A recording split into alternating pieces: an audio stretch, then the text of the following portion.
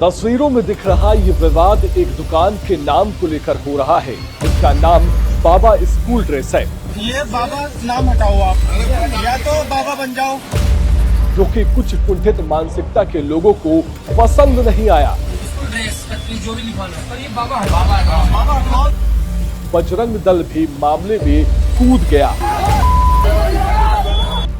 बजरंग दल और हिंदू संगठन के लोगों का तर्क है कि बाबा नाम उत्तराखंड के कोटद्वार में स्थित सिद्ध बलि मंदिर से जुड़ा हुआ है, जिससे मुस्लिम व्यक्ति की दुकान पर लिखा जाना उन्हें स्वीकार नहीं है। कुछ लोग दुकान मालिक को धमकाने पहुंच जाते हैं, तो मौके पर मौजूद दीपक ने उनका विरोध किया। वीडियो में कांग्रेस कार्यकर्ता और जिम संचालक दीपक दुकानदार के समर्थन में बात कहने लगा। वीडियो में एक शख्स उससे पूछता है कि तुम्हारा नाम क्या है। पलटकर आवाज आती है मोहम्मद दीपक। दीपक का इस पूरे मसले पर कहना है कि शोएब अहमद की दुकान वर्षों पुरानी है और मामले में नेतागिरी नहीं होनी चाहिए।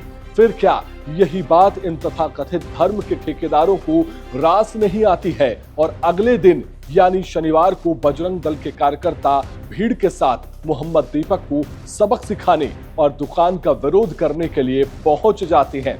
एक वीडियो में साफ देखा जा सकता है कि सैकड़ों की भीड़ दीपक और उसके कुछ चंद लोगों को धमका रही है। उसे मारने पीटने के लिए भीड़ उतारू है, गाली गलौज की जा रही है।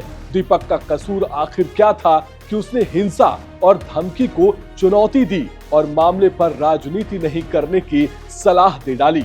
देश के अलग अलग हिस्सों में लगातार ऐसे विवाद सामने आ रहे हैं, जहां उन्मादी भीड़ कभी दुकानों के नाम पर, कभी कपड़ों पर, कभी खाने पर सामाजिक टकराव को बढ़ा रही है। तो सवाल उठना लाजमी है कि क्या समाज को जानबूझकर ऐसे मुद्दों में उलझाया जा रहा है? जब भारत का संविधान हर नागरिक को व्यापार और रोजगार करने का अधिकार देता है, तो फिर सवाल उठता है, क्या किसी के धार्मिक पहचान या नाम के आधार पर उसकी रोजी रोटी पर हमला किया जा सकता है?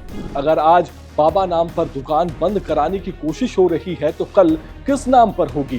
कोटद्वार में दुकानों के नाम को लेकर हुआ विवाद अब सिर्फ नाम का मुद्दा नहीं रह गया है। ये मामला आज कानून व्यवस्था, पुलिसिंग और किसी नागरिक के काम करने के अधिकार पर बड़ा सवाल बन चुका है। और सबसे अहम सवाल तो यही है कि क्या देवभूमि उत्तराखंड को ऐसे विवादों से बदनाम किया जा रहा है? इस पूरे विवाद पर दुकानदार शोएब अहमद का कहना है कि दुकान 30 साल से इसी नाम से चली आ रही है, लेकिन कुछ संगठनों को अचानक इस नाम से आपत्ति हो गई और फिर शुरू हुआ हंगामा, नारेबाजी और सड़क जाम। शनिवार दोपहर बजरंग दल के कार्यकर्ता देहरादून से कोटद्वार पहुंचे। सड़क पर प्रदर्शन हुआ, यातायात रुका और आम लोग परेशान हुए।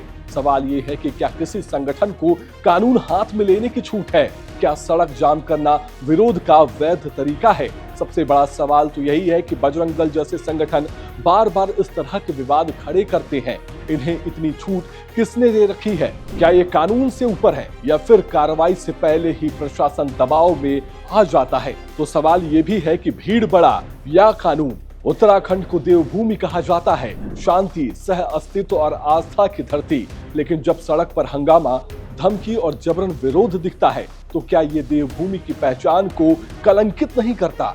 सवाल तो बहुत साफ है, देश कानून से चलेगा या भीड़ से? आस्था जरूरी है, लेकिन कानून से ऊपर नहीं। कोटद्वार का ये मामला सिर्फ एक दुकान का नहीं, ये हमारे लोकतंत्र की परीक्षा है। उत्तराखंड के मुख्यमंत्री को खुद मामले पर हस्तक्षेप कर ऐसे उन्मादी मानसिकता के लोगों पर कठोर कार्रवाई करनी चाहिए। अगर दीपक को एक भीड़ इस तरह से डराएगी, धमकाएगी, तो क्या समाज में कोई दूसरा मोहम्मद दीपक खड़ा होगा जो समाज में सौहार्द की बात कर पाएगा? क्या एक कानून के नाम पर इस तरह का विवाद बर्दाश्त किया जाना चाहिए? जवाब आप पर छोड़ते हैं, कमेंट कर हमें जरूर बताएं।